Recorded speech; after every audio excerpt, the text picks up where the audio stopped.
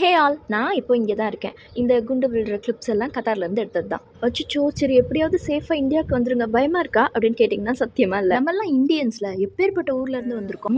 Super வீர பெண்மணியா நீங்களாம்? அது இல்லை, நம்ம ஊரில் சும்மா கார் எடுத்துகிட்டு குடும்பத்தோட ஊருக்கு போயிட்டு வந்துக்கிட்டு இருந்திருப்பாங்க. அப்போ பல வருஷம் மெயின்டெனன்ஸே பண்ணியிருக்காத லாரியில் பிரேக் திடீர்னு போய் வந்து டமால்னு இடிச்சு ரோட் சிஸ்டமும் சரியாக இருக்கறனால உருண்டு பரண்டு எங்கேயாவது இருந்து விழுந்து குடும்பத்தோட மர்கையாயிருக்கலாம். சும்மா படிக்கிற வயசு பொண்ணு வெளியில் போயிருக்கோம்.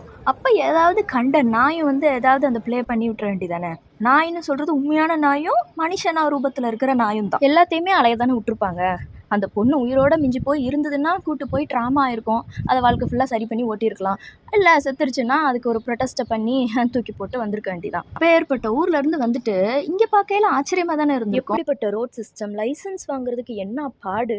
பொண்ணுங்களை தப்பு பண்ணிடுவாங்கிறதுக்கெலாம் இல்லை, அப்படி நினைக்க கூட முடியாத அளவுக்கு பனிஷ்மெண்ட் அப்படி இருக்கும். இப்போ வரைக்கும் உமன்ஸ் டேக்கு பெண்ணுங்க சுதந்திரமாக நடந்து போகணும்னு ஸ்டேட்டஸ் வச்சுக்கிட்டு இருக்கிற டைமில் இங்கே ரொம்ப வருஷமாக அப்படி வாழ்ந்துகிட்டே இருக்காங்கங்க. அடிப்படை சேஃப்டியாக இல்லாத ஊர்ல இருந்து வந்தவ, அதுக்கே இவ்வளோ பாதுகாப்புனா அப்போ இந்த மாதிரி நேரத்தில் நம்மளை சும்மாவா விட்டுருவாங்க? அதை மீறியும் குண்டு விழுந்துருச்சுன்னு வச்சுக்கோங்க, பரவாயில்லைங்க, நம்ம ஊர் மாதிரி கூட்டத்தில் போய் அடிபட்டு சாவ போகிறோம், குண்டு விழுந்து தானே. ஸோ அடுத்த நிமிஷம் நிச்சயம் இல்லாத வாழ்க்கைங்கிறதுக்கு எடுத்துக்காட்டே நம்ம ஊர் தான். இங்கெல்லாம் நானாக சாகணும்னு நினச்சா கூட முடியாது, சீலிங் ஃபேன் கூட இல்லைங்க. கத்தாருக்கு போயிட்டேங்கிறதுனால நம்ம ஊரை ஏழனமாக சொல்கிறேன்னு நினச்சிடாதீங்க, ஆதங்கத்தில் தான் சொன்னேன். இப்போ நீங்களே யோசிங்க, யார் டேஞ்சரில் இருக்காங்க, இங்கே என்ன நிலவரம்னு தெரிஞ்சுக்கிறதுக்கோ இல்லை உண்மையிலேயே மேலே அக்கறைப்பட்டோ அத்தனை மெசேஜஸ் கால்ஸ் பண்ண உள்ளவங்களுக்கும் நன்றி. இந்த வீடியோ நம்ம வல்னரபிள் இந்தியனுக்கு ஷேர் பண்ணி விடுங்க. நான் நெக்ஸ்ட் வீடியோவில் வரேன், கண்டிப்பாக வரேன். அன்டில் தென் டாடா, சேஃபாக இருங்க.